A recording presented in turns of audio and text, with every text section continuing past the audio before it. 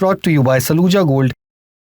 भारत का सबसे भरोसेमंद सलूजा गोल्ड टीएमटी बार। Saluja gold TMT. अब सही पकड़े हो कॉन्ट्रैक्टर बाबू, मजबूती सब कुछ है। Particularly in Kerala, I suspect the Congress benefited from the deletions because the CPM was long a past master of double enrollment, triple enrollment, quadruple enrollment. Congress नेता शशि थरूर का कहना है कि एसआईआर से कांग्रेस को भी फायदा हुआ है।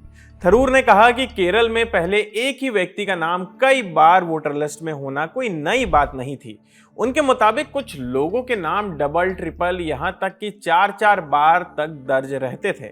उन्होंने दावा किया कि ऐसे डुप्लीकेट नाम हटने से वोटर लिस्ट साफ हुई और शायद इसका फायदा कांग्रेस को भी मिला है। ये बात उन्होंने अमेरिका के सैन फ्रांसिस्को में आयोजित स्टैनफोर्ड इंडिया कॉन्फ्रेंस के दौरान कही है। वहां इंडिया दैट इज भारत नाम के राउंड टेबल पे बातचीत करते हुए थरूर ने केरल और बंगाल दोनों ही राज्यों का एग्जाम्पल दिया। उन्होंने कहा कि मुझे लगता है कि केरल में कांग्रेस को डिलीशन का फायदा मिला क्योंकि सीपीआईएम लंबे समय तक डबल, ट्रिपल और कई बार 4-4 बार एनरोलमेंट की मास्टर रही है। ऐसा होता था, एसआईआर में ऐसे नाम हटाए गए हैं। यानी थरूर का कहना था कि फर्जी या एक से ज्यादा बार दर्ज नाम हटने से चुनाव ज्यादा साफ हुआ और इससे कांग्रेस को बढ़त मिली। न्यूज़ 18 की रिपोर्ट के मुताबिक इसके बाद उन्होंने केरल और तमिलनाडु की तुलना पश्चिम बंगाल से भी की। थरूर ने कहा कि केरल और तमिलनाडु में वोटर लिस्ट से नाम हटने को लेकर बहुत ज्यादा विवाद नहीं हुआ।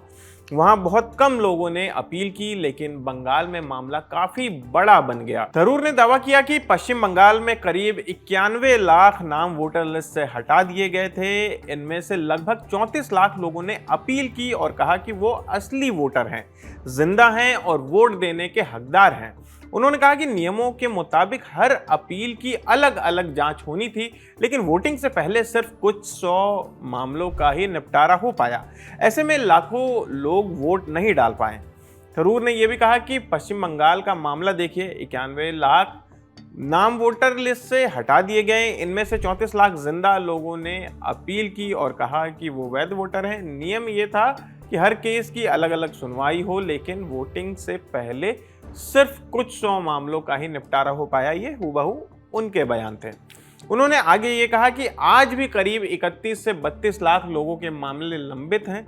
हो सकता है कि आने वाले समय में उन्हें सही वोटर माना जाए, लेकिन वो इस चुनाव में वोट डालने का मौका खो चुके हैं।